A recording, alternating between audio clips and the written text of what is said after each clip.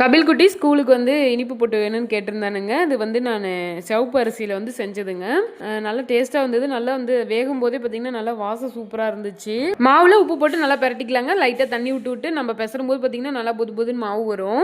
இது கூட தேங்காய் சக்கரை போட்டுக்கலாங்க. நாட்டு சக்கரை போட்டுக்கலாம். இது வந்து நம்ம வெந்ததுக்கப்புறம் நம்ம வந்து நெய்யும் நாட்டு சக்கரையும் போட்டு சாப்பிட்டா சூப்பராக இருக்குங்க. இது வந்து நம்ம வேக வைக்கிறோம். அப்படியே ஒன்றா எல்லாமே போட்டு வேக வைக்கிறதுனால நம்ம சக்கரை போட்டுக்கிறோம். நம்ம கரெக்டாக வேக வைக்கும் போது இதில் ஒரு மிஸ்டேக் பண்ணிடவே கூடாது. மாவு வந்து முன்னாடியே சக்கரை போட்டக்கூடாது. ஏன்னா அது மெல்ட் ஆகி பார்த்தீங்கன்னா அப்படியே ரொம்ப மாவு இறுகி போயிடும். அதனால தண்ணி கொதிச்சதுக்கப்புறம் நம்ம வைக்க போகிற டைமில் பார்த்தீங்கன்னா சக்கரை போட்டு கலக்கிட்டு அது கூட டேரெக்டாக வச்சிருங்க. ஏன்னா பார்த்தீங்கன்னா மாவு தண்ணி கொத்த மாதிரி இருங்க. அதில் போட்டு நம்ம வேக வச்சோம்னா சுத்தமாகவே வேகாது. மேலையில் அப்படியே நின்றுக்கும்.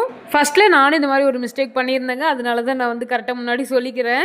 எங்களுக்கு வந்து மீன் குழம்பு இருந்துச்சுங்க. அந்த புட்டும் மீன் குழம்பு செம டேஸ்ட்டாக இருக்கும். அதனால நாங்கள் வந்து அந்த மாதிரி செஞ்சுட்டோம். புட்டுக்கு குழம்பு ஊற்றி சாப்பிட்ற மாதிரி இருந்ததுன்னா ஃபர்ஸ்ட் வந்து தேங்காங்க, அதுக்கு மேலே பாதி அளவு மாவு, அப்புறம் மறுபடியும் தேங்காய், அது ஃபுல்லாக வந்து மாவு போட்டு நல்லா மூடி வச்சுட்டோம்னா ஒரு 10 நிமிஷம் கூட தேவையில்லைங்க. சீக்கிரமா வெந்துக்கும். தண்ணி வந்து கொதிச்சதுக்கப்புறம் நம்ம வந்து சிம்ல வச்சுக்கணும். ரொம்ப வந்து கொதிக்க தேவையில்லை.